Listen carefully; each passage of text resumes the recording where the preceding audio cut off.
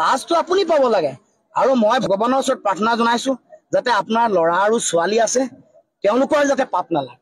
আপুনিতো কৰ্মফল কৰিছে, সমগ্ৰ অসমৰ মানুহক আপুনি আপোনাৰ পত্নীক বদনামী কৰিছে। এতিয়া আপোনাৰ পুত্ৰ আৰু কন্যাৰ যাতে পাপৰ ফল নালাগে তাৰ কাৰণে আপোনাৰ দিনত আপোনাৰ ভাল কামৰ আৰু খতিয়ান দিছো নহয়। আপুনি গৰু সিন্ডিকেট চলাই আছে, আপুনি সুপাৰী সিন্ডিকেট চলাই আছে, আপুনি কয়লাৰ সিন্ডিকেট চলাই আছে, ড্ৰাগছৰ সিন্ডিকেট বন্ধ কৰিম বুলি মদৰ দোকান বহাইছেতো আপুনি। আপুনি ভাল কাম কৰিছে, চৰিত্ৰ পাঠৰ কিতাপ এখন আপুনি ল'ৰা ছোৱালীবোৰক পঢ়িবলৈ দিছে, এইটো ভাল কাম কৰিছে। কিন্তু আপোনাক সোঁৱৰাই দিছো যে চৰিত্ৰ পাঠখন আপুনিও পঢ়ক, নহলেনো আপুনি শিক্ষকসকলক ইমান বেয়াকে অপমান কৰেনে? অন কেমেৰা অপমান কৰিছে, অসমৰ জ্যেষ্ঠ ব্যক্তিসকলক আপুনি অপমান কৰে, আপুনি মহাবিদ্যালয়ৰ অধ্যক্ষক অৱসৰপ্ৰাপ্ত অধ্যক্ষক আপুনি বেয়া ব্যৱহাৰ কৰে।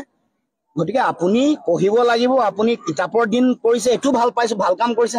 কিন্তু আমাৰ বিষ্ণুপ্ৰসাদ ৰাভাদেৱে কি কৈছে, আমাৰ পদ্মনাথ গোহাঁই বৰাই কি কৈছে, বা আমাৰ ভূপেন হাজৰিকাই কি কৈছে, লক্ষ্মীনাথ বেজবৰুৱাই কি কৈছে, তেওঁৰ লিখনিসমূহৰ মাজত থকা যিবোৰ কথা এইবোৰ পঢ়ি আপুনি সমন্বয়ৰ কথা, সাম্প্ৰদায়িকতাহীন এখন সমাজৰ কথা আপুনি পঢ়ি এইবোৰ উপলব্ধি কৰক।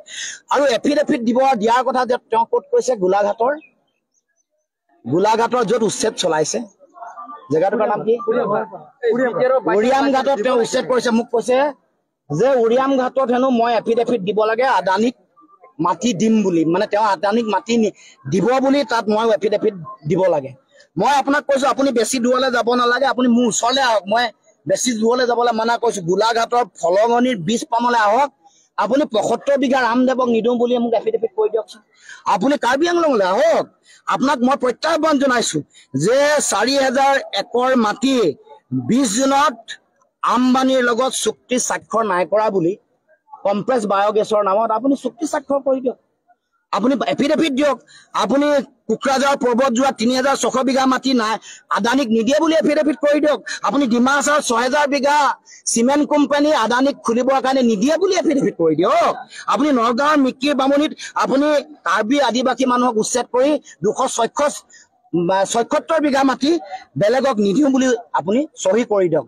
আমাৰ বৰদুৱাৰ বাগানত আপুনি ১৮০০ বিঘা মাটি আপুনি বেলেগক নিদিওঁ বুলি মোক এফিডেভিট কৰি দিয়ক। আৰু মুখ্যমন্ত্ৰী প্ৰত্যাহ্বান জনাইছো, আপোনাৰ নিজৰ সমষ্টি ৰেলৱেত বেদখল কৰি থকা যিসকল মানুহ আছে তেওঁলোকক উচ্ছেদ কৰি আপোনাৰ শক্তি দেখক, সাহস দেখক, প্ৰত্যাহ্বান জনাইছো মুখ্যমন্ত্ৰীক।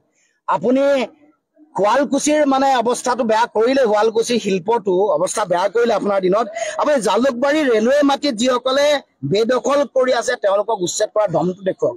আৰু কাৰ্বি আংলঙৰ উত্তৰ বৰবিলক উচ্ছেদ কৰাৰ মুখ্যমন্ত্ৰী যদি দম আৰু সৎ সাহস আছে মোক এফিডেভিটত লিখি দিব যে ইয়াত উচ্ছেদ কৰিব।